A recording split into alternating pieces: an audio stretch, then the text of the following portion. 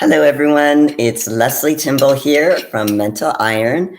I just finished a great interview that we did with Seth Feroci on Iron Therapy with Dave Palumbo. We were talking about bodybuilding and how to juggle a full-time job and family life because it is really tricky. So heads up, I'm going to be eating. This is my meal for right now. It's 112 grams of tuna and 70 grams of sugar snap peas. So I'm going to be eating this right now. Anyone who's joining me right now, feel free to post any kind of questions or comments, and I'll be happy to answer them. But I'm going to be eating while eating my tuna while we're chatting. But yeah, we're going to talk about some family life in bodybuilding as well as juggling a job, because a lot of times there will be bodybuilders out there where this is their job, but I'm talking about people who also have a job in addition to trying to compete. Hey, Promo, how are you? Thanks for joining me. I'm just eating my tuna and my sugar snap peas. So if you guys have questions, let me know, because bodybuilding is selfish in the respect of it consumes a lot of time. In that, a lot of times there's cardio and there's weights. And sometimes it's more than twice a day that you're doing this stuff. Plus you have your job. And then also for people who have a family needing to spend time with their significant other and their kids, there's only 24 hours in a day. In an ideal world, there needs to be some sleep in there. So any kind of damage you do in the gym, that's where you build the muscles, when you rest, not in the gym. In the gym, you actually tear your muscle, not to the point of injury, but you do these micro tears so that in the healing process, that's how you end up building muscle, because it starts to build up. But what happens if you don't have time with your job? No, not everyone has a 9 to 5. Keep in mind, some people work the shift work and that messes up their sleep. Some people work 12-hour shifts. So that can complicate things as well. Enjoy. I'm eating chicken and rice. Awesome, Promo. I think I'd rather have chicken than tuna. My tuna is really dry because I'm competing on Saturday. So tomorrow, hopefully, if not Wednesday, I start carving up. So I'm looking forward to that. So forgive me if I'm eating with my mouth open, because I want to be able to chat with you guys too. So normally I don't do that, but I'm really hungry. So with bodybuilding, in order to kind of juggle, it is a juggling act. If you think of like a juggler and they have these balls, one ball is bodybuilding, another ball might be family, relationship, another might be work. Now, there could be other balls, but I'm just saying, let's say, talk about those generalities. When you're juggling, sometimes if one ball feels heavier, it can throw off the balance because you're spending more time trying to catch one ball that might be heavier than the others. You might drop a ball. You have to learn how to pick it back up. It's not going to be a perfect balance between the three balls, but it's learning how do you recover. A lot of this, when I tell people who want to go into bodybuilding is, and Seth actually mentioned this, is to do a little practice run before you actually enter bodybuilding. Can you do a regular routine where you are in the gym 5 to 6 days a week, where you are eating every 3 hours, 2.5, 3 hours, and that includes wherever you go. So if there's a holiday, if there's a vacation, if there's a special event, maybe you bring your food. Now, this does not mean you can't indulge, because especially if you're not, allow yourself, let's say a cheat meal, every week. Can you do that for a long period of time? Because if you're going to do the bodybuilding lifestyle and actually compete, you actually have to learn how to wean off those cheat calories. Now, there's a difference for those who are just joining. There's a difference between when you have a cheat meal versus a refeed. A cheat meal is food that you wouldn't normally eat because it's considered more unhealthy or it's off your food plan. So if I'm having chicken and rice, having sushi, although that is rice, there's also stuff in sushi that would not be part of my plan. So that would be considered a cheat meal. A refeed, if I'm having chicken, well, right now I'm having tuna and rice, but a refeed would be, I would just have more sugar snap peas and more tuna. So it's just more food of what I'm already eating. So depending, if you really want to do the bodybuilding a competition. You're going to have to learn how to eat clean and be able to not have those extra cheat meals that you might have, let's say, regularly from a health standpoint.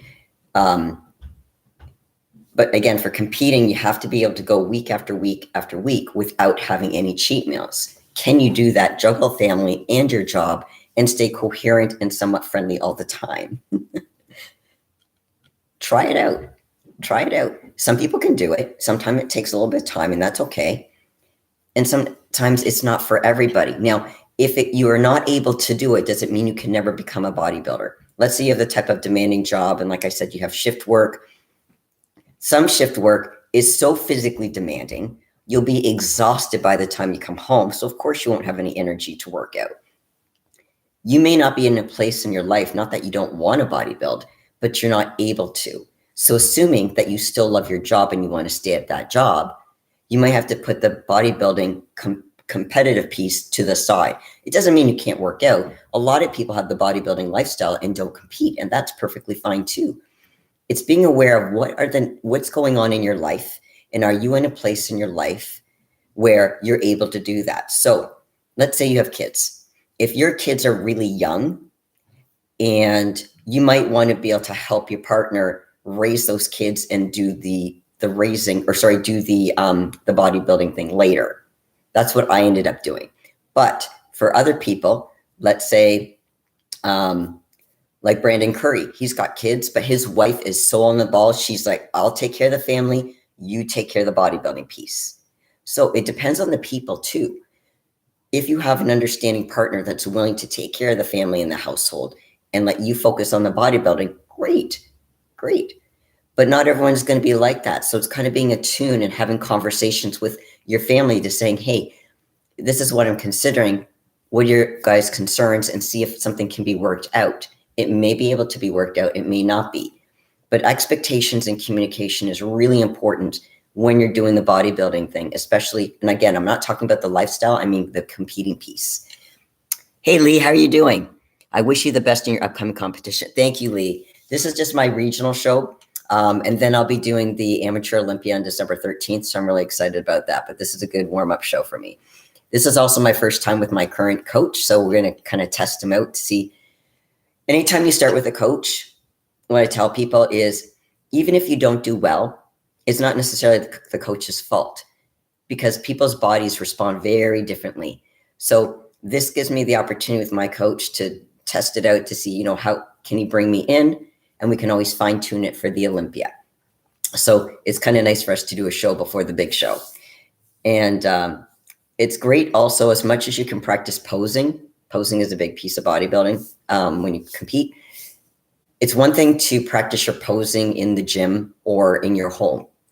It's another to get practice actually posing on a stage, that's what's really great about the regional show before I go on the bigger stage of the Olympia stage. So this is really, really good. And I'm so glad it's peak week, because I get carbs either tomorrow or the day after. So that means a little bit. We're just going to gradually go a little bit over as we get closer to the show. The show's on Saturday. So, which reminds me, so next week for iron therapy, we might actually start iron therapy instead of at 2 o'clock, 2:30, which means mental iron will be a little bit later. It just depends. But it will be within the half hour. So if I might be about half an hour. So instead of coming here, actually we were late today. We started a little bit late, and then the interview we did with Seth Rossi on iron therapy went a little bit longer, but I don't mind going longer because it was great content. But just for anyone who's watching, anytime I do the mental iron, it's always after iron therapy finishes. So if iron therapy finishes in 30 minutes, I hop in a couple minutes after that on mental iron, doing my live here. But next week, we might end up starting, like I said, the iron therapy at 2:30, in which case I'll be closer to 3, maybe 3:15 on mental iron. But I will be doing the mental iron piece. It might be a little bit shorter that week, just because I have my son's going to be with me. So we're going to be celebrating after post show. So probably I'll spend a little time with him. But I would definitely want to address any kind of questions you have. So once again, today's topic is more about bodybuilding and trying to do bodybuilding when you have a full-time job and or a family. But if you guys have other kind of topics you want us to cover today or even in the future, and keep in mind, I'm always open to topic ideas. So if there's something, a topic you guys want me to cover either here or even on Iron Therapy with Dave, let us know. Either, put it in the chat or put it in the comments below if you guys are watching this after the fact. Like I said, I appreciate this is in the middle of the afternoon for a lot of people and people are at work. So they're not going to be able to see this until after the fact. Just put in your comments below. If you don't feel comfortable doing that, just send me a DM. Just send me an instant message or say on Instagram or Facebook and say, Lesley, what about this for an idea? That's okay. I have no problem with that. I won't use your name unless you say, hey, it's okay. So we just want to give topic ideas because I want the material here to be relevant to what you guys are interested in. That's the whole purpose of me doing this. I want to give you guys some strategies and have the ability to discuss this stuff. Because sometimes, a lot of times people are, whether they're bodybuilders or just in the fitness industry or just kind of curious about it, they want to know more about something, but they don't know who to talk about because except for the people in the gym buddies, sometimes our friends and our family aren't into it and they kind of look at it as kind of funny or they don't understand why we asked that question. Or sometimes we might feel embarrassed. Not in this forum. And that's why I want to encourage communication or for people to be able to come here and have these kind of conversations.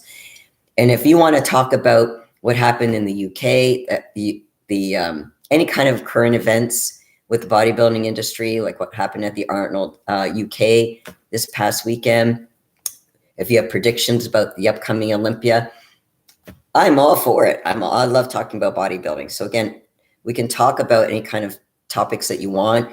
We don't have to agree. I'm giving you full permission. You don't have to agree with me. I open my door to people with different opinions because I feel that, we can share opinions. We don't have to agree and we can learn something from each other.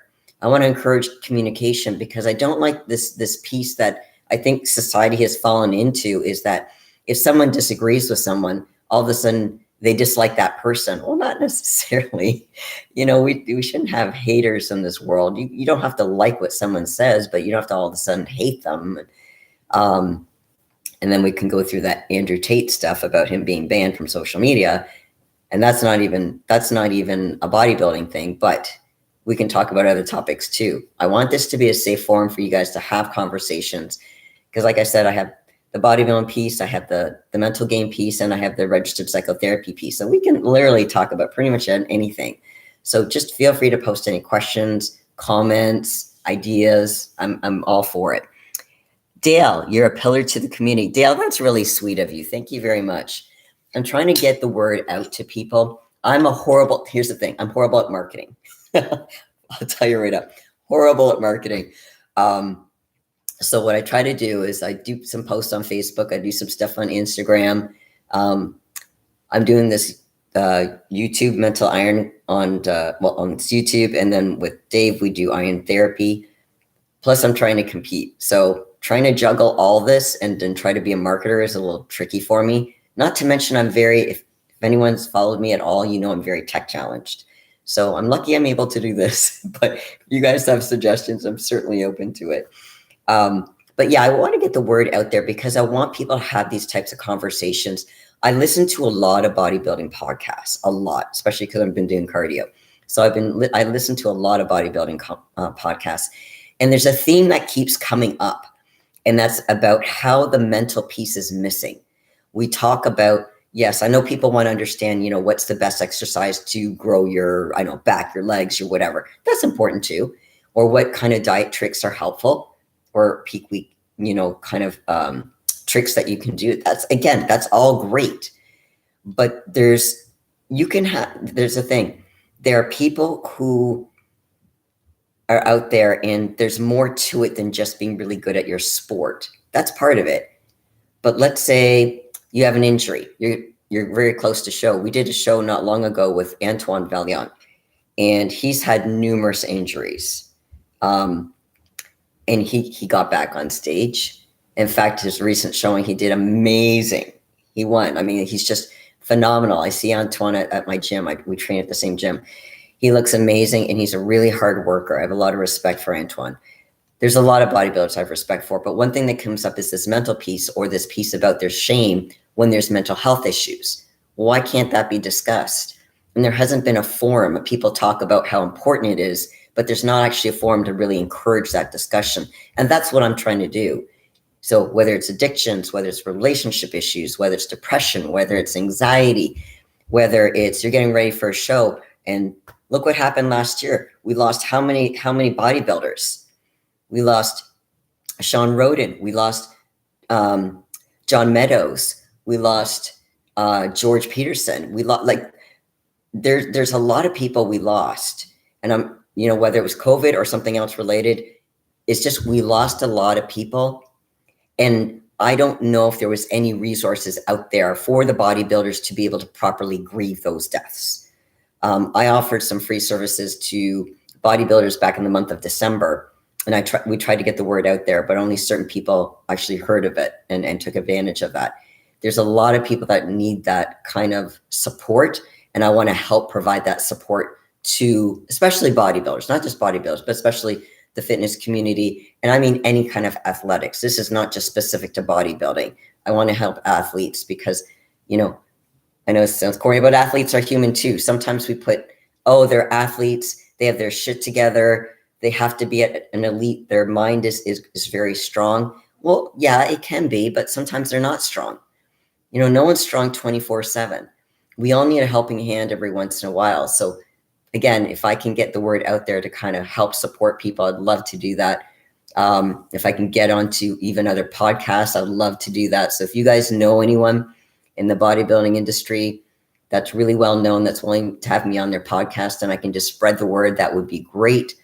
When I go to Vegas, I'm in Canada right now. I'm going to be heading to Vegas either the end of October, beginning of November for 6 months. I'm going to finish my Olympia prep there. I'm going to be gunning to try to get a work visa because I want to work in the States, because that is where a lot of athletes are. It's a lot of bodybuilders. So if you guys know anybody, let me know that I could work with. If I could find a gym I could get hired at and I could work with the bodybuilders there, that would be a dream. Or someone in that kind of industry, or the athletic industry. It doesn't, again, have to be bodybuilding. But I really want to, this stuff online is important, but I also want to do stuff face-to-face with people. And it could be one-on-one, it could be with groups. I would love to go backstage. I would love to work for the IFBB. So if anyone's watching this and they know anyone in the IFBB, I would love to go backstage and help those competitors who are a nervous wreck or having to deal with losing after a show, to deal with that aftermath. And I could meet them at the athlete meeting the day before to introduce myself. If it was the Olympia weekend, I could introduce myself and help people, the athletes that are struggling with various challenges. Maybe it's the loss of a loved one, and they're still trying to honor that loved one by continuing their journey by competing in the Olympia, as an example. Maybe, they just had a relationship breakup before they walked, before they came to Vegas to compete. There's so many different avenues that I could help people with that I would love to do, especially face-to-face. If you guys know anyone, let me know, or actually get the word out and have them contact me. Roid abuse. Okay, yes, there is. Okay, here's the thing. Promo, that's a great thing to bring up.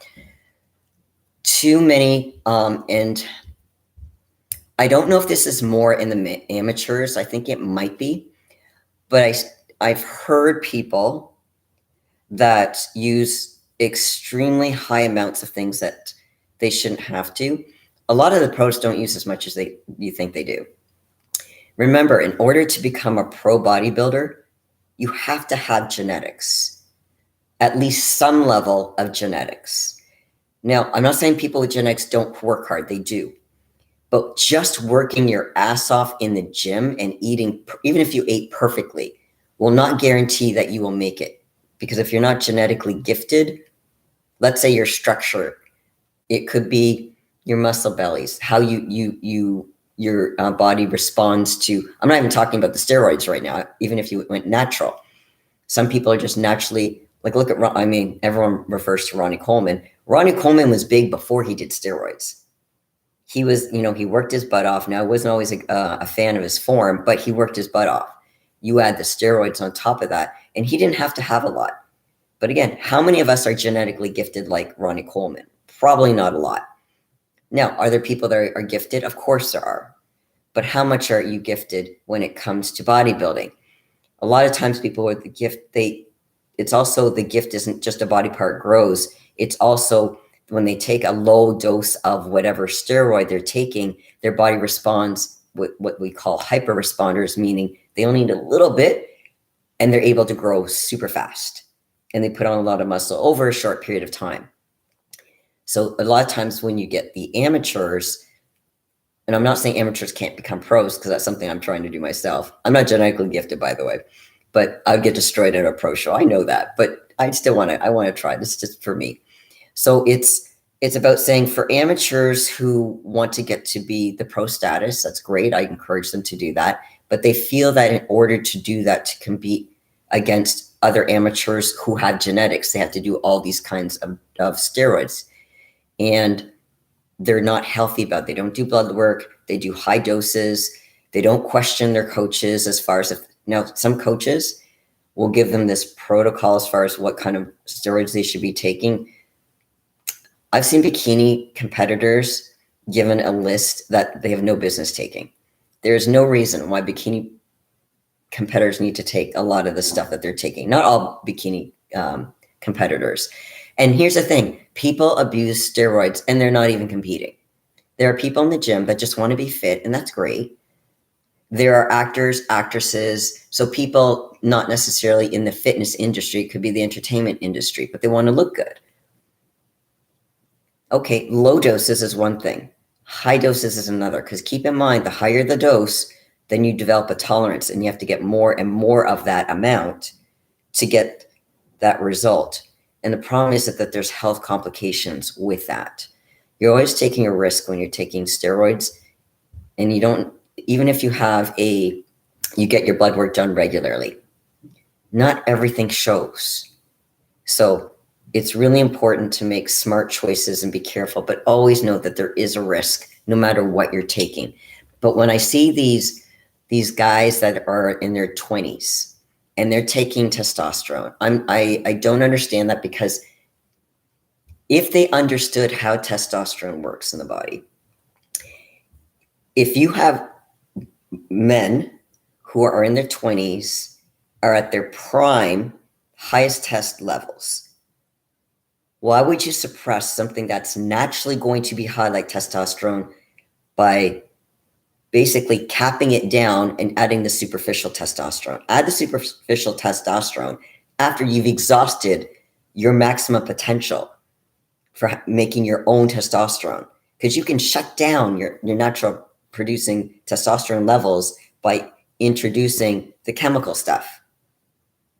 Why would you do that too early? These 20-year-olds are like, okay, when do I start my cycle? You're 20 years old. You don't need to start a cycle. Maximize your natural genetics first in the ideal world. Then you slowly build up, because the earlier you start the gear usage, let's assume that you want to be in bodybuilding, I don't know, 10, 15, 20 years. The longer you're on gear, the higher the risk, and you become a ticking time bomb. Whether it's your heart, your kidneys, something's going to go. It can happen. So why not delay as much as possible? Now, if you guys have any kind of input on that, by all means, feel free. Like I said, if you disagree with me, go ahead. I'd love to have a conversation. This is not about confrontation. This is about having a discussion. Oh, thank you, Ancient One. Nice to see you. 87% genetics here. Lat insertions could be lower. Glutes wrap around the hips. Pelvis is tad wide. Awesome for everyday life. Years to go for the Ancient One. That's awesome. That's awesome. Yeah, promo. Yeah, Larry Wheels. Did he really start at 16? Wow. What's Larry? Okay, what's he doing now? I think I saw something on YouTube. Did he have an injury, or there's something going on with Larry Wheels? Promo, do you know what's the update on Larry Wheels nowadays?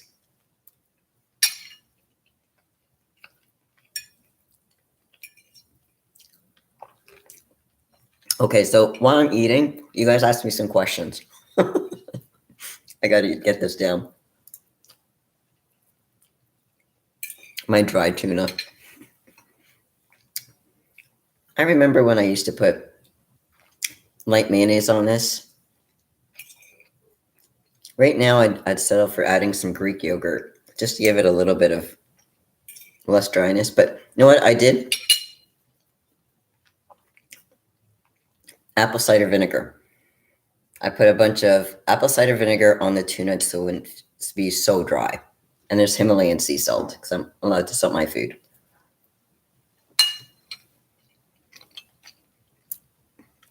He stopped using all steroids. Okay. Dave, aka Mark, nice to see you. The guns are out today, Lesley. Oh, yeah. So, yeah. They're getting there. They're getting there. So I'm competing. Mark, I'm competing on Saturday. So I'm depleting, but hopefully carbing up. So if I was carbing up, if I had rice right now, my veins would start popping. They're not popping just yet, but they'll get there. They'll get there. Thank you, though. I appreciate it. For health reason, he's not even 30. He's not even 30? I don't know why I thought Larry Wheels is older than 30. And by the way, that's not old. But, okay, so he's off the steroids. And just out of curiosity, why did he stop the steroids? Do you know? 28, I think. Wow. I don't know. He doesn't look 28. Maybe because he's just been in the industry for so long, I thought he was older. I'm not sure. But I hope, you know, for whatever reason, I hope he's getting healthier. I want everyone to be healthier, to be honest.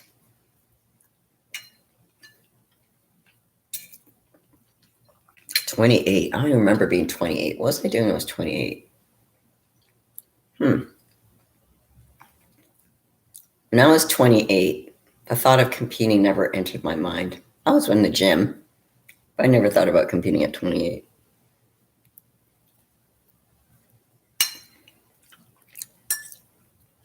All right, so you guys tell me, what are you guys doing?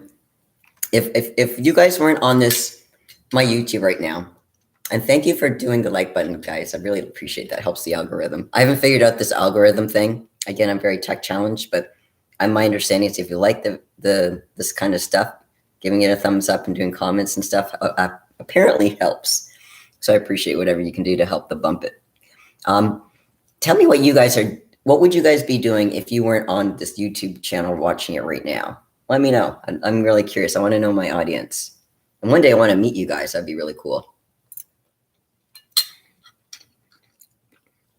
To be 28 again, yes. 28. Was that before I had a bunch of injuries? Yeah. Before I got all the tears, muscle tears. Yeah. I don't know if it was injury-free, but I had a lot less injuries back then.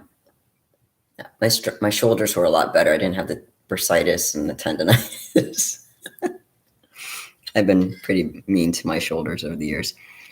Okay. Promo. He already has health problems. That's why he stopped doing the steroids. Okay.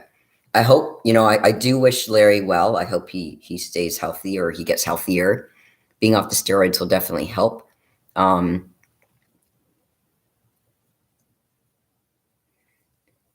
working and listening, Lee. Okay, cool. Hey, Lee, what time is it where you are right now? It's, what time is it here? I'm in Eastern Standard Time. It's 3:26. What time is it there? And what time do you finish work? Dave, nice to see you. I must admit, Lesley, I never agreed with the carbing up process. It was just too easy to screw it up. If we was ready with a week to go, we wouldn't change a thing. Okay, Dave, I am trying a new coach. And what I've done with other coaches is they usually deplete me. And then 1 to 2 days, we start the carbing up. But I'm doing a new coach. And what he wants to do is a slower carb up process so we can always cut back if we need to so I don't spill over. I'm giving it a chance. I'm trying to trust the process. It is a regional show. So this is going to help me so he can also get to know my body because it's my first time doing a competition and a final prep with this particular coach. Depending on how he brings me in, then we'll kind of see what we need to do for the actual Olympia. So this is a good practice show to see what works or what doesn't work. Now, I agree. If you're looking full, like I'm flat right now, that's why my coach is saying you're flat. That's why we might start the carb up process tomorrow or Wednesday. But again, it's going to be slow, because what we did in the past is that when I would start to plateau the past few weeks, we would do a little bit of a refeed, just a little bit, not much, just a little bit of refeed. And I always got, a little bit more fuller, and we have to test that out for show day.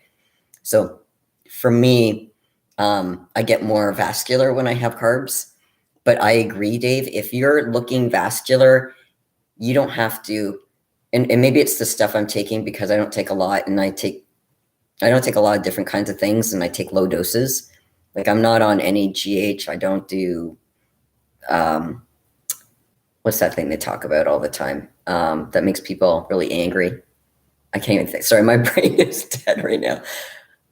We were just talking about it on tren. Okay, yes, I don't do tren, don't do GH, don't do insulin. So I don't know if that helps make you look fuller, because I don't look full unless I have some type of carbs in me. But if you're able to look full, I agree. Whatever you're doing, don't change it. Don't add anything new. So I do agree with that for sure, Dave. Hey, Dave, when was the last time you competed? Just curious. Ancient one, watching other fitness or fitness-related troll channels. Okay, Ancient one, cool. Lee Price, same. Okay, it is the same time zone? Cool. Okay, relaxing at home today and enjoying my Monday iron therapy session. Okay. So you saw it, Dave. So Mark, you saw, sorry, I'm going to call you Mark. Mark, so you saw the episode with Seth Feroce. Seth is such a cool guy. Lee, I'm a truck driver, so every day is different. Oh, okay. Okay, so you have a headset on, Lee, listening to this? Ancient one, Trent. Yes, thank you for being my brain. Ancient one, I definitely need some brain cells, because definitely missing some carbs in my system. Just finished dinner promo, 9:30 evening here. Okay, all right. Well, I appreciate you joining me. I would love to have a booth one day at, let's say, the Olympia, and I can meet you guys. I would love that. I get like Jimmy the Bull sometimes, so you're helping. Jimmy, okay, Jimmy is a case study, let me tell you. I like Jimmy. I like Lee Priest. Those two together make me laugh. That's my ab workout, actually. They are hilarious. And Jimmy, not wanting to leave. How many times does he complain about the traffic? And is there such a thing as Jimmy being in a truck that actually works, where there's not some type, like the brakes actually work? I don't know, the tires don't blow. Anything that good can happen for Jimmy. He just needs to leave New York. That's my personal opinion. You guys could disagree, but I think Jimmy would do better in Florida. Jimmy would do, but well, remember how happy he was when Jimmy or was that California? Was that the Disney that they went to, the Disney in Florida or the Disney in California? Jimmy the Bull and Lee Priest. But every picture I saw that they posted or video on Instagram, they looked like they were having a ball. They were in smiles, like hurting your mouth smiles. Like it's just a genuinely good time. Those two are just hilarious. All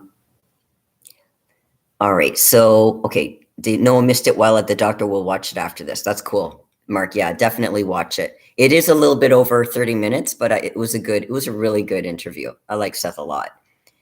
2010 Lesley, very much old school, first competed in 87. Cool, Dave, that's awesome. In 87, wow. You are a pro, Dave. You could probably teach me a few things. Promo. Jimmy is annoying as hell, shouting like a little girl, never watched. Okay, Jimmy can be annoying in the respect of, now keep in mind, I think that's part of the role, to keep it entertaining. Is he really like that? I don't know. But I think he does play to the camera a little bit. I will say, I don't know if you guys saw Jimmy the Bull's Fiberlize commercial when he's on the toilet. That made me laugh, I have to say. He does make me laugh. Ancient one, next time I come to Toronto, the whole family's coming to see you. Cool. If you end up going to the US first, we'll do a road trip. Okay, Ancient one, I am going to be in Vegas. I'm still looking for a place to rent. I'm going to be there at the end of October or the beginning of November for 6 months because I want to finish my Olympia prep there, and I'm going to try to get a work visa. Now, the work visa might take 2 years to process, but I have to do my darnest to try to get a work visa because I want to be in the States. So either, hopefully we'll figure something out, Ancient One, but yeah, we should definitely meet up. That would be really cool. I'd love to meet your family. That'd be awesome. Mark, we all need a little Jimmy the Bull in us. Yeah. Okay, Ancient One, California. Jimmy's a kid again. Ancient One, you're right. He was such a kid. Like he was, no, was it Jimmy that was complaining? I think it was Jimmy. Wasn't he complaining about all the cardio he had to do as far as walking around? He had sore feet or something like that. Am I remembering this correctly? Or is this my carb-deprived brain messing my facts up? But I think like he was having a great time. And thank you, Ancient One, for telling me it was California. But yeah, I think because of the amount of walking, I think his feet were getting really tired or something like that. But yeah, he was like a kid. It was awesome. Lee, thank you also for saying California. By the way, loved your overthinking episode you did the other day. Oh, thank you, Mark. Yeah, someone made that suggestion. They sent me a DM on overthinking and asked if I could do something. So like I said, whether you guys put it in the chat or you put it in, let's say, in the messages below the video, say, hey, Lesley, can you talk about this, either on mental iron or iron therapy, or for people who don't want to post it where other people can see their ideas, just send me a DM. So I'm on Facebook, Lesley Timbol. I'm on Instagram, so Lesley T_mental_iron, and just send me a message. And that way no one else sees the messages but myself. And I'll use your idea and make a topic about that for sure. With Jimmy, it's part gimmick, amping up the New Yorker. Yes. Yes, complaining about walk. Yes, okay, yeah. So he was complaining about walking. Now, I don't know if it's because he tends to drive in a truck, so he doesn't get a lot of cardiovascular, or maybe it was the shoes, I'm not sure. But I think he was actually going to work on developing cardiovascular and he was walking. I don't know if he's still doing that, but I think that was pretty funny. He's definitely entertaining, that's for sure. Did anyone see the Arnold UK, by the way? Because I'd love to hear your thoughts on what went down.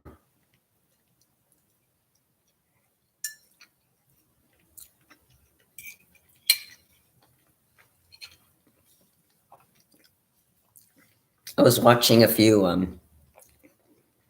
bodybuilding streams, and I found that depending on which bodybuilding channel I was watching, it was showing a slightly different video, or the guys looked a little different. And maybe it was the angle, maybe it was the type of camera. I know Samson had his I think Fuad had Samson's video. I was also watching Nick Trigili's bodybuilding and bullshit BS, and he was doing a live with that. But depending on what you were listening to, you saw kind of different shots of the guys.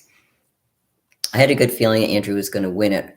I thought he was going to be a bit more conditioned, but I think for Andrew, the biggest knock on Andrew is because he's so new. He's a great structure. He just needs to work on obviously developing the body parts, but his posing is key. He really needs to put more time into his posing. But I remember training legs beside him. We were on leg presses side by side at the Dragon's Lair. He busts his butt. So, and he's got genetics. He's got good trainers, good coaches. I just think he needs time. I need time with the muscle maturity.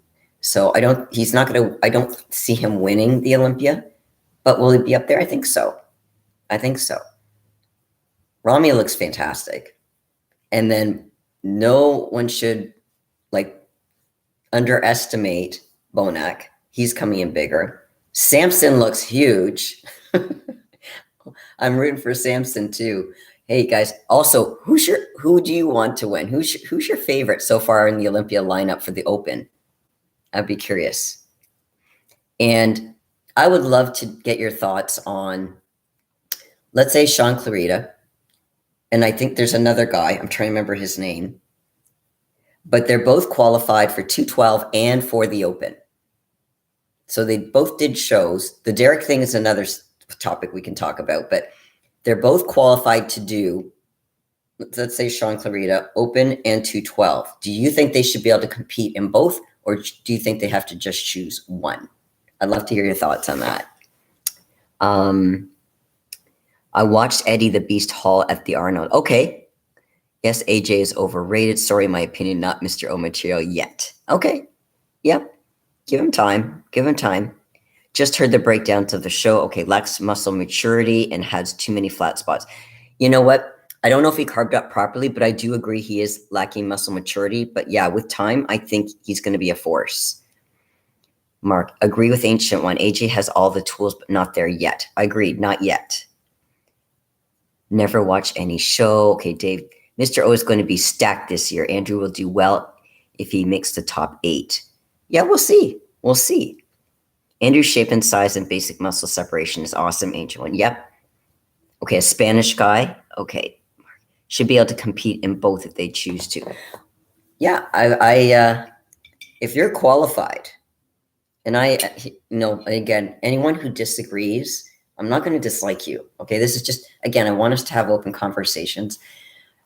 But I have to agree with you, Mark, saying if you are qualified, you should be able to do both. Now, my understanding from some of the other podcasts, whether it was Muscle and Fitness, my understanding is that the reason why they don't want people to qualify in both, it makes the show longer.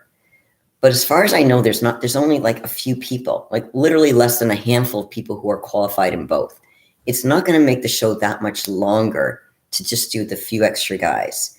Now, maybe they want to set the precedent so that doesn't increase over a period of time. Maybe that's the idea.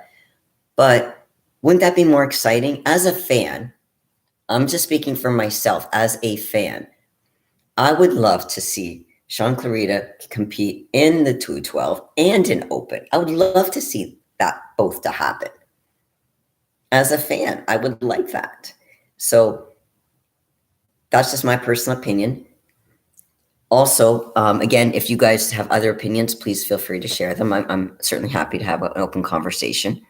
But yeah, if they choose to, now, if you're qualified in both and you only want to do one, or if you don't fit the weight category in one, the weight cap, then okay.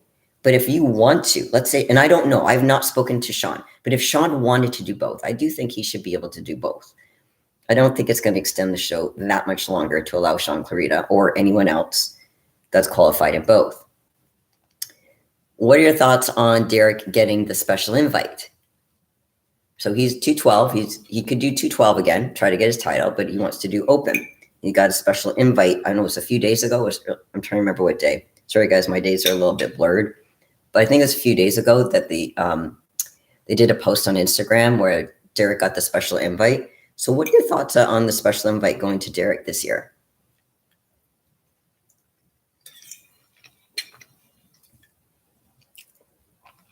Lee. Big Rami with a new mix in top 6. Lee, it's going to be very interesting. I do think it's not going to be a repeat. I don't think it's going to be the same top 5.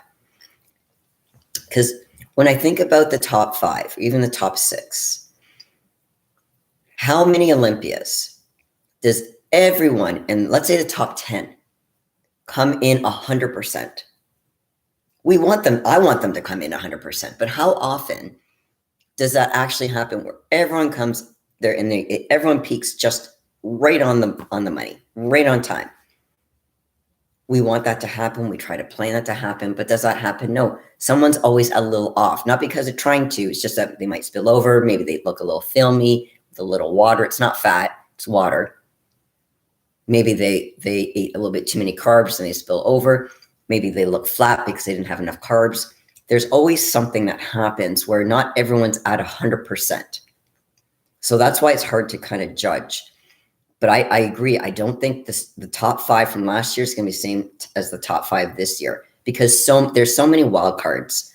I'm not even talking about, and I think Michael Krizo will qualify the pro. I think is he doing which is it the UK Ukraine? There's a show. Does anyone know Michael Krizo? show he's going to qualify to become a pro at. I don't think, as impressive as he is, I don't know if he's going to make top 10. I think Andrew will make top 10 before Creaso does. Hunter Labrada, he's bringing it too. And then Nick is exploding, like, and he's able, he really is really conscious of keeping that waist. Now, he doesn't have the same structure as, let's say, Andrew Jack or Brandon. And again, we can't snooze on Brandon. If Brandon brings his legs in, or I guess not in, if he expands his legs, he has bigger legs that matches his upper torso, he's got great shape. Great shape. So who knows what's going to happen? And then Samson is looking really fierce, guys. He's put on a lot of mass. So there's a lot of wild cards. We're not sure what's going to happen. There's guys who haven't, like, what about Sergio? Is Sergio qualified? I'm trying to remember if he's qualified. He might be qualified. So you can't sleep on that too. So, I mean, there's different. And Nathan is Nathan doing the Olympia? Nathan Diasha? I think is he qualified? I'm trying to remember if he's qualified. Nathan can look great too. Anything can happen, guys. Anything. So it's going to be an exciting Olympia, really exciting. And not even just the open guys. There's other categories too that are so fierce. So fierce. Commerce motivated decision, the special invite, in my opinion. Okay, could be. Promo, did you know if someone uses steroids and doesn't train, grow muscles a lot faster than someone natural who trains 5 times a week? Okay, let me reread that. Did you know if someone uses steroids and does not train, they grow muscles a lot faster? I did not know that. So if they don't train, you just take steroids. I did not know that, Promo. If that's the case, I wasn't aware of that.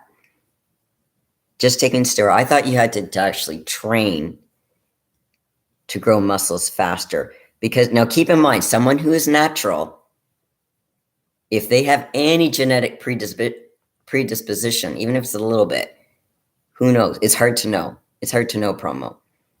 But I'm not dismissing the impact steroids has. Mark, don't really care for the special invite in general. Too many good guys out there who equally should get it. Yeah. Ancient One, don't blame them, but people might. Ancient One, that's the other side, taking someone's spot. So here's the thing. I remember seeing Ian Valliere, and he was expressing that he also wants to see Derek in open. That's not the issue. It's not that people don't want to see Derek in open, especially when if anyone saw him guest pose in Pittsburgh, you're like, there's no way he should go to 212. It would be so unhealthy. I'm not saying Hani couldn't do it. Hani is a really skilled coach. But to Derek down from what he looked at in Pittsburgh to 212, that's pretty ambitious. I'm not sure how healthy that would be, but it would be definitely ambitious. What Ian's point is that it's not that he didn't want Derek to go to open. What Ian's point was, and I do agree with Ian, is that there were more pro shows that he could qualify for. There's still time before the Olympia that he could qualify. Because if he qualified, then he earns the spot like everybody else. Remember, special invites were extended to Rami. What was that? Last year or 2 years ago? Maybe it was 2 years ago. And then Rami ended up winning the show. But that was because I think he had COVID, so he couldn't train properly. And I know in the past, I think Cedric, because he was serving. He's serving his country. Like, these are good reasons. What's Derek's reason for asking for the asking for the invite that he wanted to do open when there was still time to qualify? So here's the thing. I don't dislike Derek at all right? And I respect Hani. That's not what this is about. It's not me liking or disliking. It's more about the process and what's being fair to the other athletes. Because for the athletes, not just who are qualified, but, there wasn't an exceptional reason why, in my opinion, that Derek couldn't try and go into an open show and would win it. I have no doubt he would win it. The advantage of getting the special invite is he has an edge over people who did try to qualify because he could spend more time growing versus going into a cut and then build up again for the Olympia. So he has an advantage now over other guys who had to try to qualify because he didn't have to suck down even, I don't mean suck down to 212. I mean, suck down as far as conditioning wise to go on show to qualify and then build back up again. So he didn't lose any momentum. So that's why I'm saying, I think, in my opinion only, that he has an advantage of the other guys because they had to qualify, missing out on their growth time where he had that growth time. So again, I want him to compete in the Open 100%. And look at Kamal.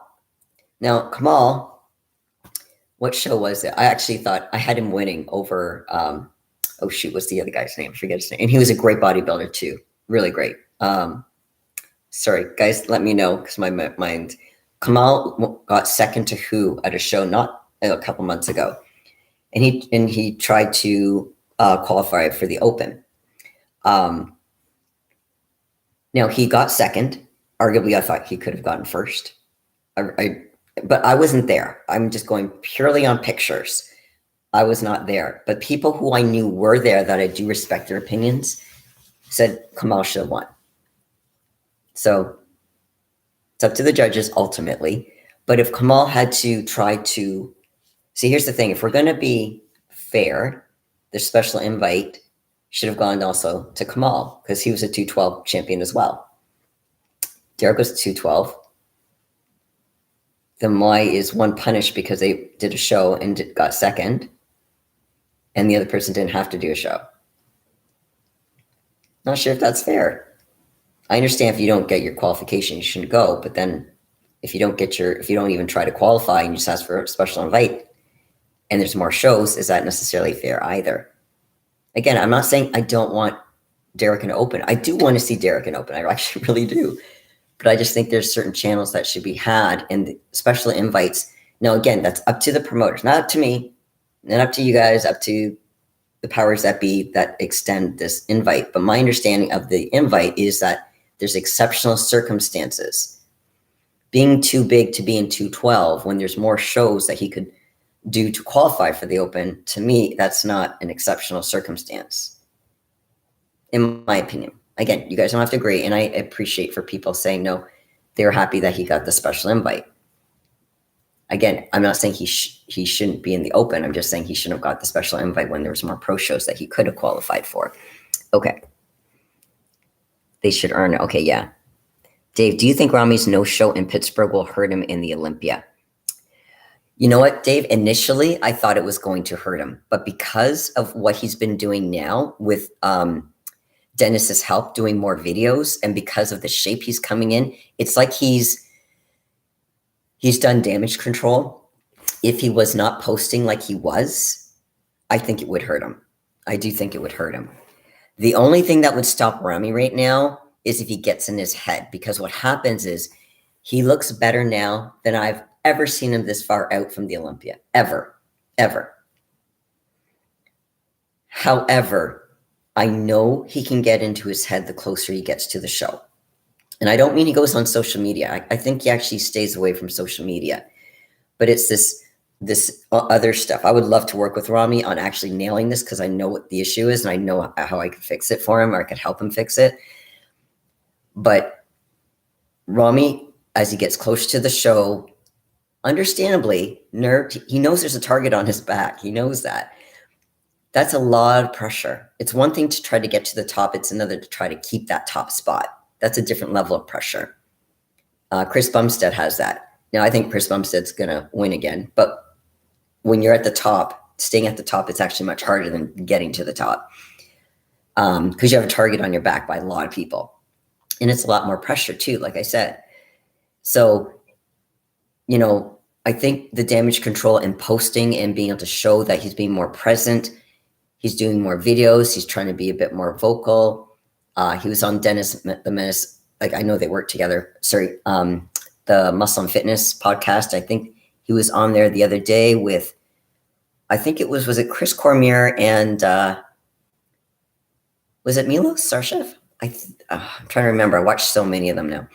But it was nice for him to join. So that was nice. So he's making the effort. So I don't think that's going to hurt him. But like I said, Dave, if he didn't, I think it would have hurt him for sure. Ancient one. There's a limit to the not training growth. It ends after an initial period. It's faster at first until a basic body recomp happens, but you wouldn't get jacked after a year. Know a few who tried. Okay, that's a good point. Oh, Dave, thanks. Akeem Williams, yes. So Akeem, was that in Tampa? And by the way, guys, I like Akeem. I like Akeem a lot. Again, based on pictures and what people told me who were at the physical show, if it was in Tampa, if that's truly, then yeah, I think Akeem should have been second. Now, who knows what Akeem's going to look like at the Olympia, because he's not one to sneeze at either, because you just never know. If everyone brings it, who knows what's going to happen. It ends up being you can get 6 months of work in one, not train, but you don't improve past that point. Just maintain. Once the natty gets to 6 months, he passes non-lifter gear user. Non-lifter gear user. After he gets to 6 months. Okay, unless natty has crap genetics. And that's true. That's a good point. That's a good point, Ancient One. But no, it's going to be such an exciting... Not that last year wasn't exciting too, but I think this year's more exciting. I feel like it's a deeper lineup, and it's really hard to predict. And I think that's what makes it really, well, for me, it makes it really exciting, because it's not, oh, for sure this person's going to come first, this is second, this is third. It's like, who knows? Who knows what's going to happen? Who's going to be able to hit their mark? We don't know. You can go on Instagram and say that person looks great. They're going to win the show. They go on stage and you go, what the heck happened? So much can go wrong. You know, the day before the show, the morning of, like anything can happen. Stress on its own, cortisol, can have a tremendous effect on how your body responds to things. So anything can happen, but I hope everyone can bring their best. Is everyone going to be 100%? No, but I that's what I do hope. I hope everyone can bring 100% and we can truly see an amazing show and see who has the best package that day. Remember, there's prejudging, and then there's finals. There's 2 scores. It's not over at prejudging. Prejudging gives you a good idea, but we've all seen it where people are placed a certain way in prejudging. At finals, that can switch. So it's very unpredictable. So it's going to be really interesting. Really interesting. Mm-hmm.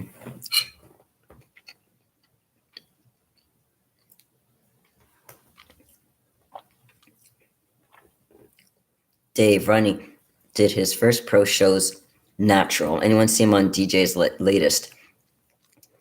Dave, if you're, yes. Was that when he was talking with Dennis? And was he talking with, Ronnie was talking with, I don't know if it was Milos or was it Chris Cormier with Dennis. But I did watch that, yes.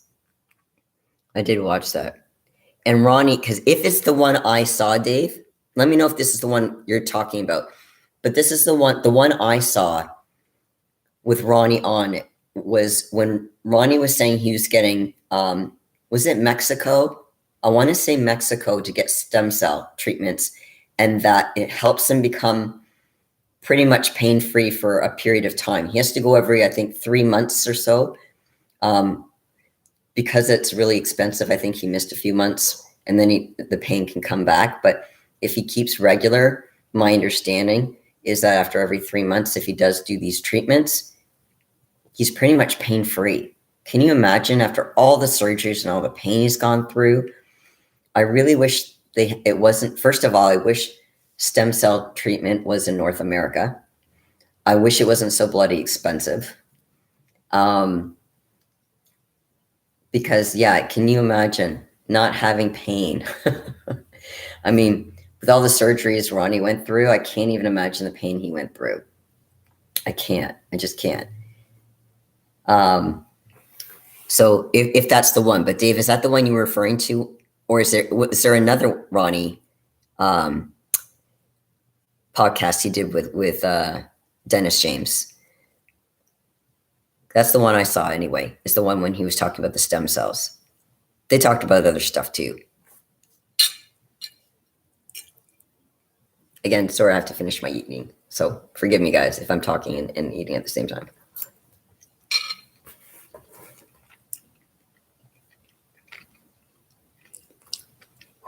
Yeah, over 1 million. And Milos, Dave, I agree. Milos, when he gets talking, and I've met Milos. I've seen him at the Dragon Slayer. When Milos gets talking about, especially on the podcast, about the judging criteria and the posing and structure, he's so passionate. You know, I don't agree with all of his methods, but I really like Milos because he's so passionate about the sport. Like, his heart is truly in it. He just wants to help and educate people.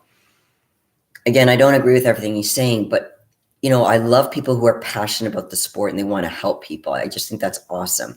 And he generally does want to help people. He truly does. But when he complains, and he's not the only one who does this, why don't people, when he gets into these rants about, in my day, I competed at every show. I'm not denying that. I think it's great, Milos, but I think he also had the genetics to do it, because let me tell you, not that I'm in the same category as Milos Sarshev, by the way, but if I was a bodybuilder, and if I had the same kind of body, there's no way my body could handle that many shows. It would get tired out. So when he's saying, why don't bodybuilders do more shows? Because not everyone has the genetics to do show after show after show and get better. Some do, like Ian Valier. He's the kind of guy where he'll do show and he gets better. Another show gets better. Another show gets better. And that's great. If you've got the body that responds to doing more shows, okay, great, then do it.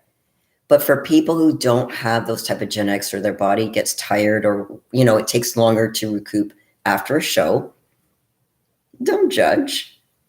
Don't judge, because not everyone's body responds the same way after a show, and it takes time. But he is so passionate, and I can't help but like Milos. He's just funny too. Before it gets too late, best of luck this weekend, Lesley. I hope you get the win and the results you want. Thank you, Mark. I really appreciate it. Next week, I'll tell you how I did. All right. So, like I said, for anyone who joined late, next week, iron therapy might be at 2:30 instead of 2, which means mental iron will be half an hour later. So it might be, we don't know exactly. It might be the same time. It might be a different time. So I will be on my live anywhere between the normal time, which is around 2:30 to 3 o'clock, depending on when iron therapy ends. So if iron therapy starts on time at 2, I'll start on time around 2:30, 2:35.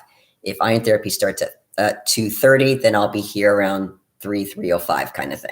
Okay, but I will do a live for sure tomorrow or next week, Monday, and I'll let you know how it goes. Thank you for the well wishes, Mark. I really appreciate it.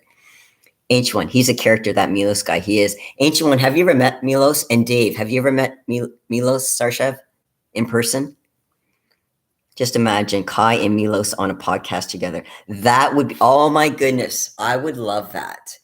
Kai and Milos. Yeah. There's so many good characters in bodybuilding. Really, there truly are. Anyone who's passionate about their sport and they really care, and it's not, some people go through the motions and it's just kind of like they feel like they have to do this. These guys want to do this, and it's just hilarious how when you hear these people, and I think whether it was like, so many bodybuilders have credited Milos to saying, I didn't have pictures, but Milos was always backstage taking pictures of everybody. And now these guys ask him for those pictures, and they treasure those pictures, because the social media back then didn't exist. There was no such thing as, people doing YouTube or Facebook or Instagram. Maybe they had Facebook back then, I don't know. But no, I don't even think they had Facebook. I don't know, when was Facebook born? But anyway, social media certainly wasn't what it was back then. So people didn't take pictures. So a lot of people, they would have been great to see pictures backstage, or, when they were on the bus or when they were touring, what it was like behind the scenes. Can you imagine the documentary that would be? I would pay to see that. And Milos was taking pictures and people are like, oh, get the camera out of my face. You know, it's like, but thank goodness he did that, because he built so many memories of his pictures and other people and experiences. And oh my gosh, the memory of these people. Like Milos remembers things. I'm lucky if I can remember last week. And then John Hansen, I don't know if you guys know John Hansen, like the historian. The details he remembers blows my mind. It just, you know, that's great that people remember this stuff. It's, again, it's just, I love it. I love being around these people and learning from them, and just hearing about it, their stories. I just love it. Stories. Prize money needs to be higher. Lee, I agree. How we're going to get the prize money higher, I'm not sure. But I do agree across the board. I also watch Flex Lewis's podcast he just did with Missy Truscott. So anyone who doesn't know, Missy Truscott is one of the fitness ladies who's won before. Fitness to me is so friggin' impressive, because these girls look like strong figure girls. And they have the energy. Don't ask me how. They have the energy to do this amazing routine that takes a physicality I could only dream of. I could have probably 10 Rain, or I don't know, what's the other caffeinated drinks out there, energy drinks. I would not be able to have the energy to do that kind of routine. Are you kidding me? And that's an athleticism. So to be able to come in looking like you're a bodybuilder, plus being able to do those moves for, I don't even know, is it a 2-minute routine? I'm trying to remember, 2-3 minutes. I can't even remember. But it's amazing the feat these girls go through.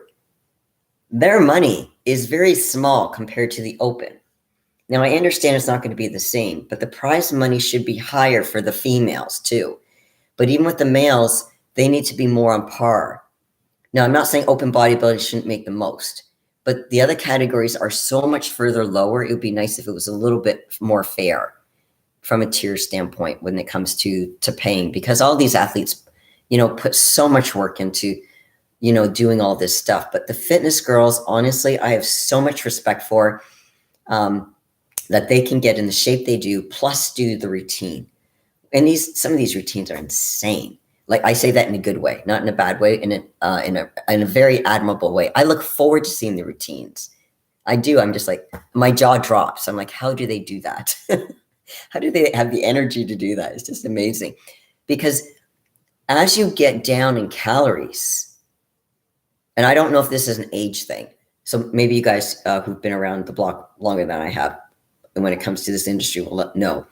But as you cut calories, I would assume that your joints are going to be a little bit more, I don't know if tender is the right word, vulnerable, your joints. Like, how do you practice that kind of impact on your body when they do these flips and all this stuff, especially as your fat levels are going down? Where's the cushion? There's no cushion. So the risk of injury would be that much harder.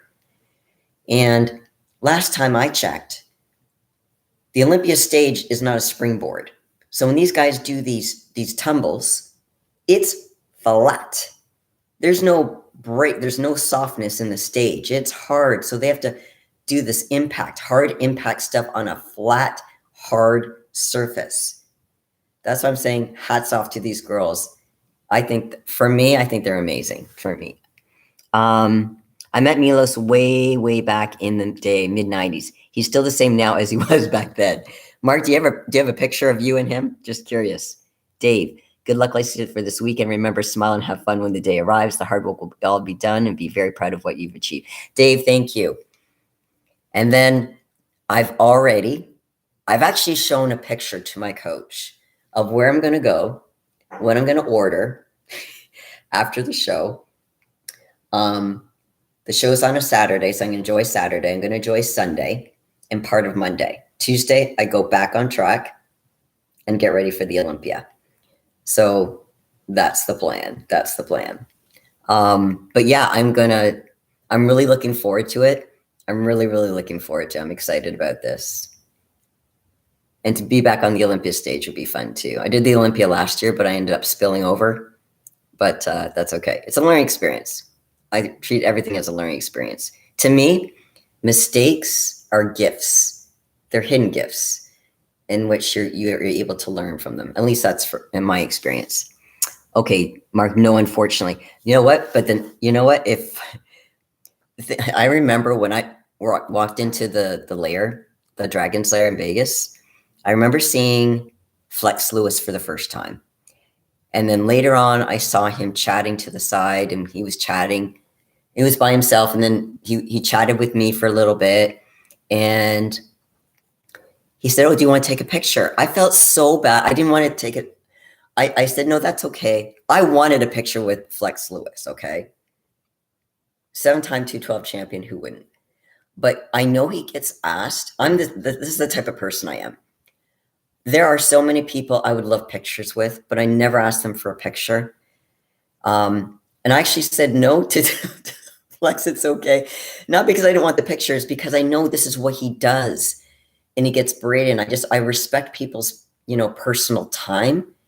So I would rather have a picture with someone that if we were at a social gathering, let's say at a dinner, and we take a group picture, I would rather do that than let's do a picture with, not to say I'm against doing that. I'm certainly not, but I just like, these guys go through it all the time. I'm like, I want to spare them that kind of fan kind of thing. I'm still a fan of Flex, but Flex is my dragon brother. I look at him very differently than when I first walked into the lair, because I got a chance to chat with him for a little bit more when I was in Vegas the last time for 6 months.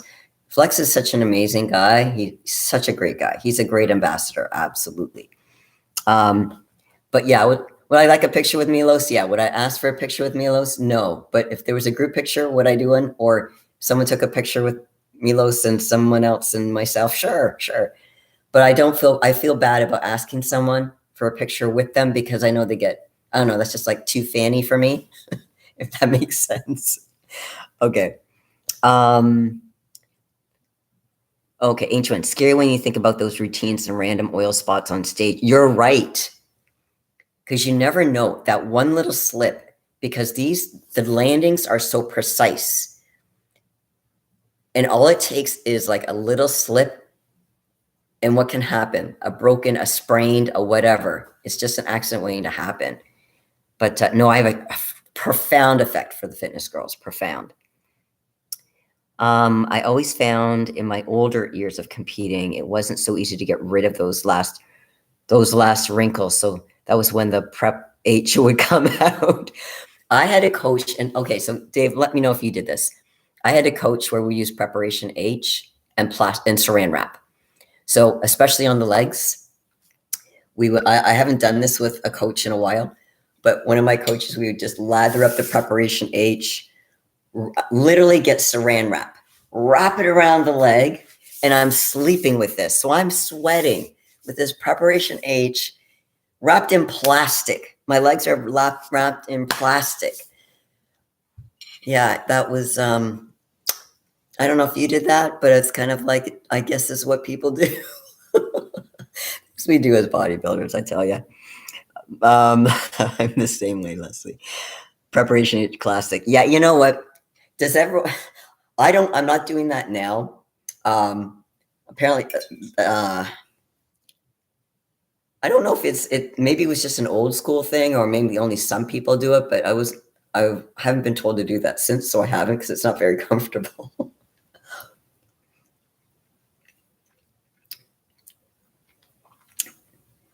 As a kid, I remember my mother would make my sister and I, we would have a shower at night. We would put these big curlers. She would put these big curlers around our head. And we'd have to sleep all night with these massive curlers all around our head.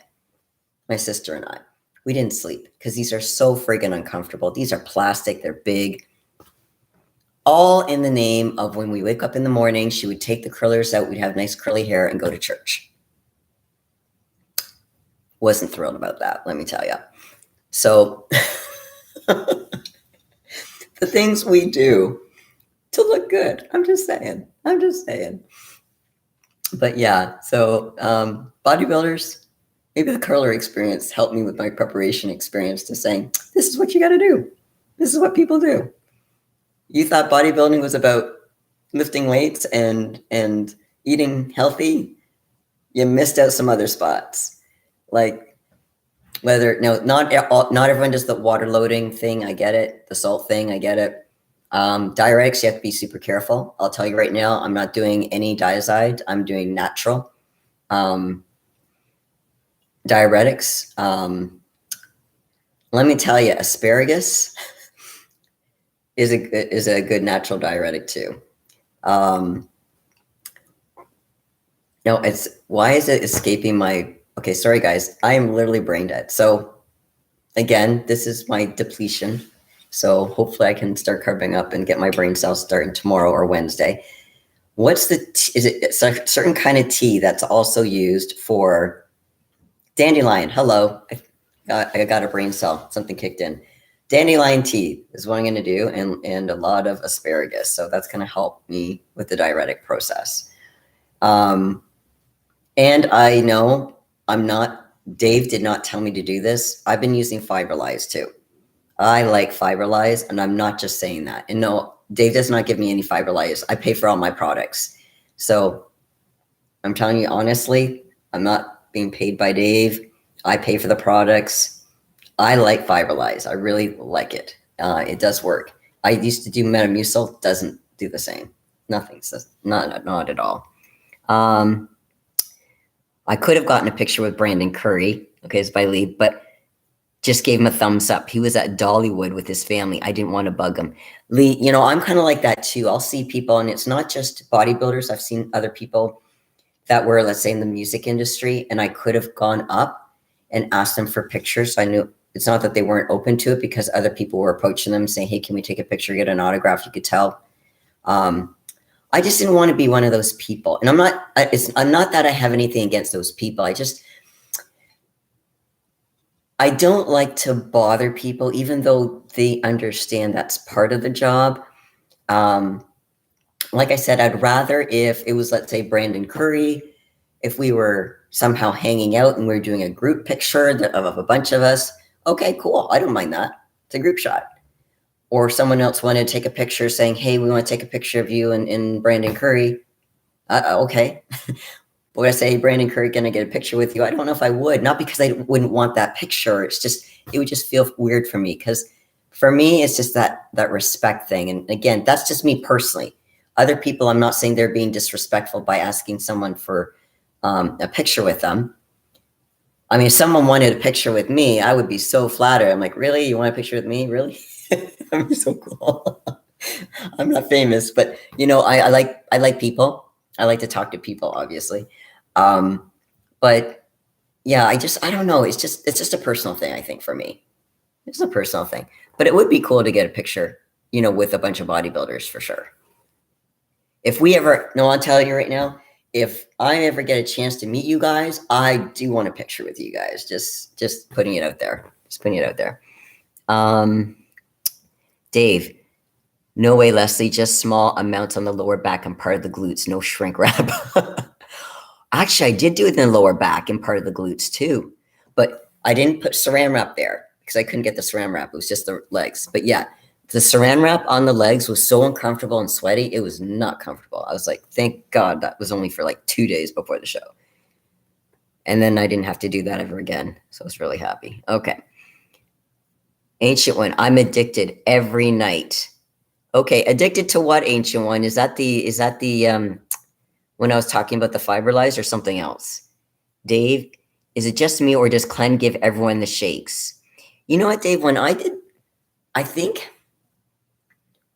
when I first, Clen is one of the things I do use.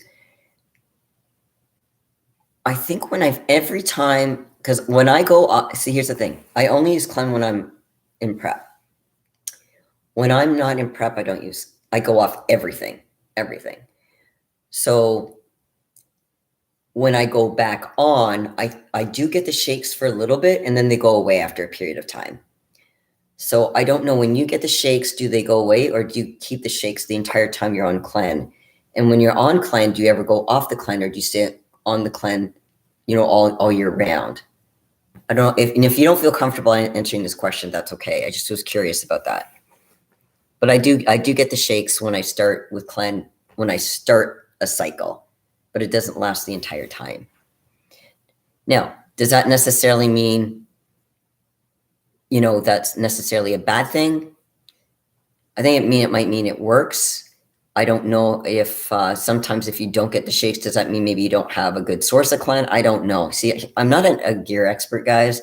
I rely on other people for that kind of stuff. But yeah, I mean, certainly feel free to share your opinions. I'm happy to hear about those.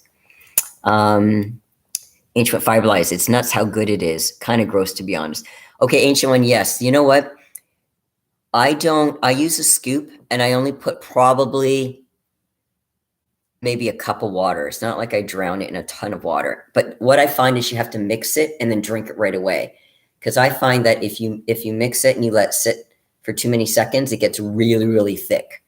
And then it's harder to drink. I mean, you can always add more water, but I just want to down it. Out of curiosity, for those who take Fiberlize, so Ancient One, you're one. And if anyone else takes Fiberlize, what flavor do you prefer? Do you prefer the fruit? Is it fruit? No, fruit punch or something like that. What's it called? Fruit punch or mango? I forget. One's kind of, I think, fruit stuff, something in fruit. I could be wrong though. But there's a mango and a different flavor. Which one's your favorite flavor? Ancient One. Everyone I know who tried clen eats the shakes. Okay. Mark, everyone I know who used clen get the shakes. Definitely dose related as well. The higher the dose, the worse it gets. Okay, that's probably a good point too. The higher the dose. That's probably fair. And then do you find that when you go off the clen, this is for anybody, or people who've done clen, anyone who goes off the clen, do they find that the shakes go away right? They stop shaking right away? Or does it take maybe a few days or a few weeks before the shaking stops? Just out of curiosity.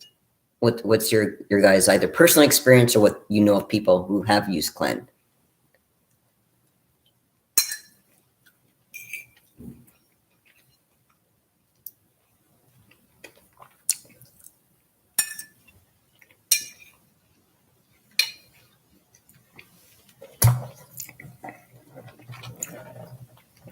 And by the way, yes, I'm starting to increase my water. This is a mutant jug, 2.6 liters. So right now, I think today I'm doing 7 liters of water. Tomorrow, I believe, is 8. And then it goes up. And then I'll go down.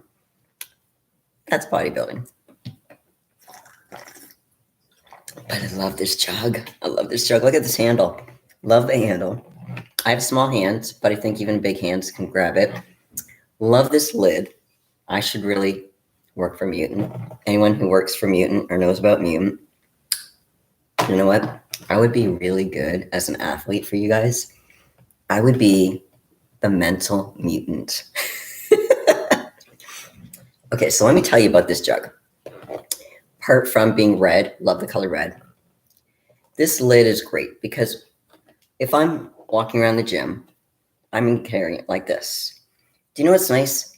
No matter how full it is, this doesn't pop up on me like other ones do. It stays down, which is amazing. And it's got an opening, so it makes it really easy to clean, which is nice because sometimes you get these big jugs and it's hard to clean because it's so narrow. And I have a small hand, but I also have some EAAs in here too, which are really good. Yes, I would love Mutant to sponsor me.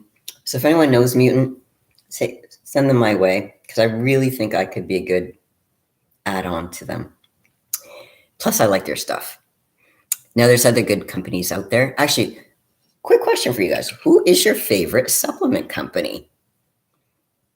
Or do you guys kind of see whatever's on sale and you take maybe BCAs from this company, EAs from this company, your pre-workout from this company, your protein from this company? Or is there a company that you guys are loyal to that you like pretty much all their products, you use a lot of their products? Just curious. Let me hear your feedback on that. I'd love to hear your feedback.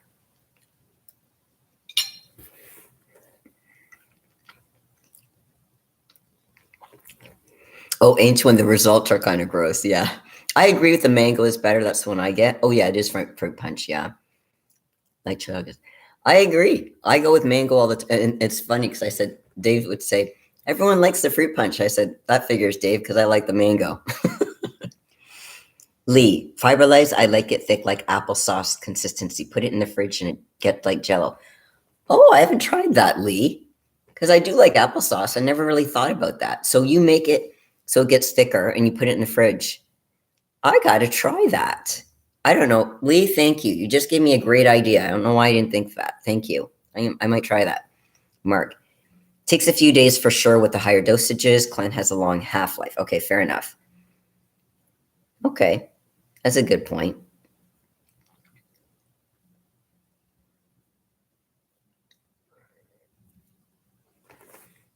I want to know what supplements you guys use. Let's hear it.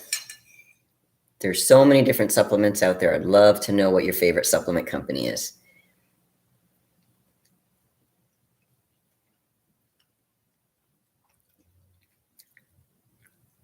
Well, guys, what's your favorite supplement company? Let's hear it.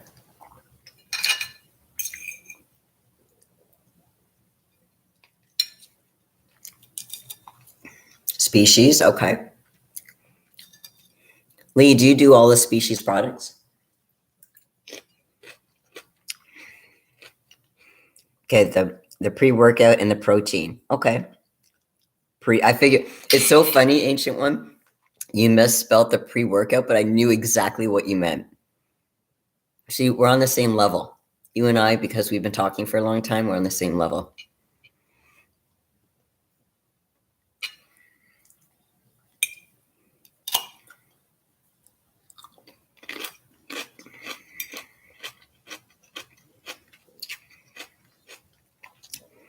Mark, whatever Costco has on sale, you're hilarious.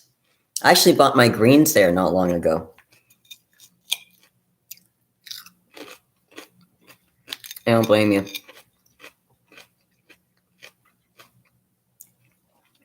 Supplements, well, not just supplements. Food is really expensive. I know gas is slowly coming down, but it's still expensive. I'm looking at places, rentals in Vegas. It's like at least $500 more a month than it was last time I was in Vegas. I'm telling you, this trip, it's gonna be a fun trip, but it's definitely an investment for sure.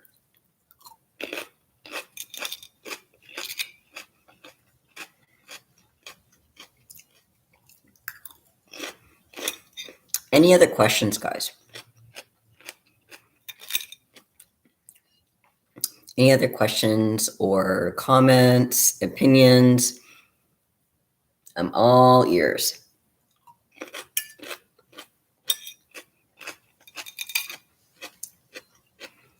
Stimulize is, you know what? I haven't tried the Stimulize.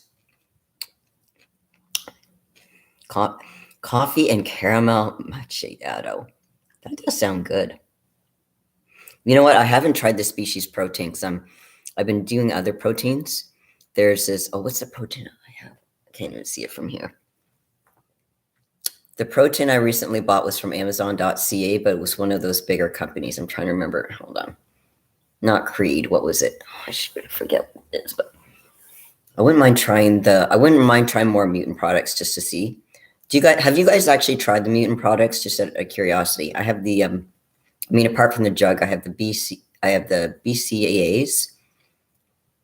My favorite flavor, I have to say, is the iced tea. I really like the iced tea. They have a peach one, which is good too, but I really like the iced tea. They also have EAAs. I have the EAAs. What else do I have by them? I also have I think I have the creatine, but I have to, because I'm so close to show, I've cut creatine out of my diet from now until show day. The reason why I don't have creatine is this close to show is because it retains water. And the last thing I want to do is retain water right now. Okay, so let's see. Power by Eden. Welcome. Can't find a company to stick to. Food dye is a no-go. Lactose, soy, muscle force, Chemix been like a pro supplement only. Okay. It's hard. There was a company, now, powered by, is it Edel? There was a company I used to have a lot of I ordered a lot of products from. It's called Yamamoto. I'm pretty darn sure there's no food dye in Yamamoto products. And they do deliver. Like I'm in Canada. They deliver in Canada as well. Where are you from? Are you from the States or where are you from? I'm just going to call you Power. I like that, Power. Lee, mostly everything. Okay, Dave, home bargains for me. Don't use supplements, just food daily. Vitamin C, cod liver, oil, glucosamine. That's it. I get my glucosamine sulfate at Costco. In fact, I think I got my multivitamins there too. Ancient Panda supplements, protein, awesome, 5 stars. Okay, I've not tried Panda supplements before. Yes, Panada pre-workout is awesome. Huh. Okay, at least you found one. Ancient one, Ninja Protein, Isolate Collagen Blend, Pancakes and Syrup and Salted Caramel. Oh my gosh, you're talking my language already. Ancient one, we're still on the same level. Power, yes. Oh, Pennsylvania, cool. That's very cool. Okay.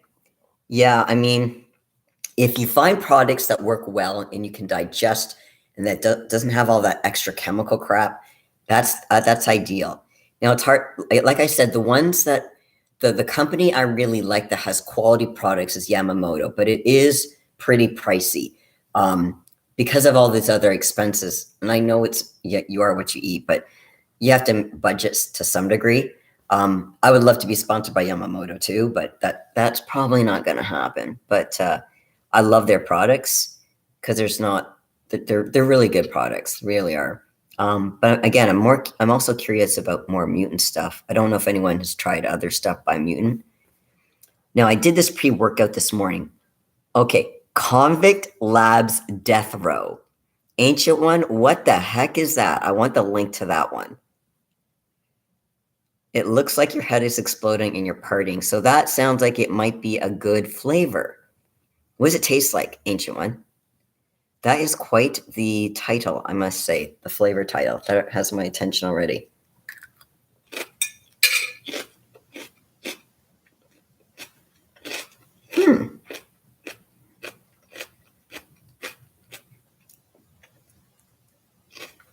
I have to try what you guys are suggesting. But, I can't try it out now because if I'm going to be packing to go to Vegas, I have to pack small. So I'll probably have to have you guys remind me. Because the problem is when this chat gets saved, when I close this chat, I lose the chat box. So maybe if you guys remember, put it in the messages below when I close the chat about what you recommend as far as supplement companies and what particular products you like and the flavors. Because when I get to Vegas, I can always look them up and then order them then. Because the last thing I want to do is have stuff shipped to Canada, worry about paying the customs fees, and then I have to end up traveling with it back to Vegas anyway. So I'll just order it when I'm in Vegas, when I need some products. Mind you, I'll probably go to the expo at the Olympia and check that stuff out too, because that should be interesting. Is anyone going to, by the way, is anyone here going to the Olympia? Just curious, is anyone going to see it? Now, I know a lot of people might watch the live stream, which is cool too, but is anyone actually physically going to Vegas to watch the shows, either the amateurs or the pros? Let me know if you are. I'd be really interested to hear. Performance Labs Isomix Protein Cinnamon Cereal. It's really maple syrup and it's absolute heaven. That sounds good, Ancient One. Dave. Get Dave to sponsor you, Lesley. You'd be a good ambassador for their company. Thank you, Dave. I feel so bad asking Dave. Dave always done so much for me. This is also my problem. I hate asking people to. Here's the thing. If someone is Dave and I kind of developed a friendship because of iron therapy. I feel he's done so much for me because he's helped me give me an audience that you guys wouldn't have known about me if it wasn't for Dave. So for me to ask him anything more, I'd feel really bad to do that. So I don't feel, it's one thing if it's kind of someone I don't know and they're with a company that I wouldn't mind trying their products. But if it's someone like a friend, I would feel bad. I know this sounds weird, but I feel bad asking my friend because I don't want to feel like I'm using them and I don't like that. See, for me, with Iron Therapy, he's giving me the avenue to do this. I feel that I'm helping his readers or his audience, and he's obviously helping me by getting his audience to know that I exist. So for me, it's kind of like mutual in that respect. So I wouldn't mind repping the species products, but he just got Lee. I can't compete with Lee. Have you seen how Lee looks? Lee is a genetic gift. And I say that with a lot of admiration. Lee is awesome. Lee's actually going to the Olympia, so hopefully I can cross paths with him. I know he's going to be at the Dragon Slayer, but he might be there when I'm already. See, what happened is the women amateurs goes up on December 13th. I don't think he even gets to Vegas until after that. And by the time he gets there, I'll already be at the hotel and I'll be kind of like milling around and then watching the pro show. But hopefully we can cross paths. I'd love to meet Lee in person. That would be cool. But thank you, Dave. Thank you. I think that's really sweet. Ancient One. Flavor of the pre was trashy blue freezy. Stim junkie pre with high grade DMHA. No slap, smooth energy, insane focus. Okay. So again, I need you guys to put this in the comments below when I close this chat. Because when I close this chat, it's going to lose all the chat that I'm reading right now. For some reason, that doesn't come up on the stream. So I can't reread what you guys have posted. But this sounds really good. You have some really... I always like getting people's opinions as far as what they like. Because it's sometimes what I like too. Now, I get everyone has different likes. But when someone kind of promotes something, because if you see it and it sounds good, it doesn't always taste good. I've been very disappointed by certain flavors. But when you find a company that has a good flavoring system, it makes such a difference. And then you can actually enjoy what you're taking too, which is cool. All right. So, well, guys, let's see. I think, holy crow, you guys have been with me for like an hour and a half. Thank you so much. So what I'm going to do is I'm going to wrap this up. Unless there's any like last minute questions, then by all means, we can address those. But just as a quick reminder, next week, Iron Therapy might start a little bit later. So if we don't start at 2, we'll start at 2:30. In that case, if we start a little bit later on Iron Therapy, then this Mental Iron YouTube live will be a half an hour later. So it will take place next week, Monday. And I can let you guys know how I did. But I want to appreciate all your support, for you guys showing up, for being here, for dialoguing with me, for getting the word out, for the thumbs up, spreading the word, all that stuff. You guys are awesome. And one day, honestly, I would love to meet you guys in person. And if we can do pictures, I don't care if it's one-on-one, if we can do a group, I don't care. I would love to get a picture of you guys because you guys have been there for me from the beginning. And I like the originals. Anyone who wants to join the originals, by all means, but you guys are awesome. So again, thank you guys so much for supporting me, coming out. Love it. The questions, the comments, the feedback. It's awesome. You guys are amazing. Thank you. So what did you like in press and what don't you like? In press. What do I like in press? Okay, Ancient One. Okay, so we can make better suggestions. PM sent about product. Oh, cool. Thank you, Lee. So what do you like in press? PRES. What do you mean by that, Ancient One? What don't you like? What do you like in press and what don't you like? I don't know if it's just I'm not reading this properly, but Ancient One, help me with that question. What do you like in press? What do you mean in press? Oh, pre-workout. Sorry. This is what happens when I don't have carbs. I make my own pre-workout, to be honest. My pre-workout has a few ingredients. I don't, so if those ingredients have a flavor, that's end up flavor, but that's what I end up doing. I just make my own pre-workout. I never buy a pre-workout, to be honest. I haven't come across a pre-workout I actually like the taste of, to be honest. If I did, I might try it, but I just do my own pre-workout. Dave, arrange a podcast with your members, Lesley. That would be cool. By the way, Dave, did I tell you how technology challenged I am? If I could do a podcast with the members and I could, maybe you could teach me how to do that, because that would be cool after my shows. Because I have to, once I finish this show on Saturday, I'm going to be gunning for the Olympia. And then after that, kind of get through the holidays. But, early January, Dave, contact me. If you know how to kind of direct me how to do that, I would love to do a podcast with my members. Love it. Power, awesome. Yeah, please. Yeah. But yeah, you guys are awesome. Again, I like that idea very much. The podcast with my members. I would love that. But I would need a little bit of help because, like I said, I'm very tech challenged. And being carb deprived right now, my brain, as you see, is not working too well. But I do have a brain. My brain cells are on hold until like tomorrow or the day after when I get some carbs in me. Power, thank you so much. And thank you for joining me today. I hope you can join. Whenever you can join, that's great. You guys are welcome to bring a friend. And again, thank you again for your encouraging words.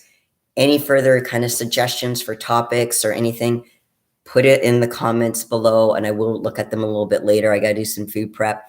And see you next week. And again, thanks, guys. You're awesome. Have a great rest of your day. And remember to keep your mental game on.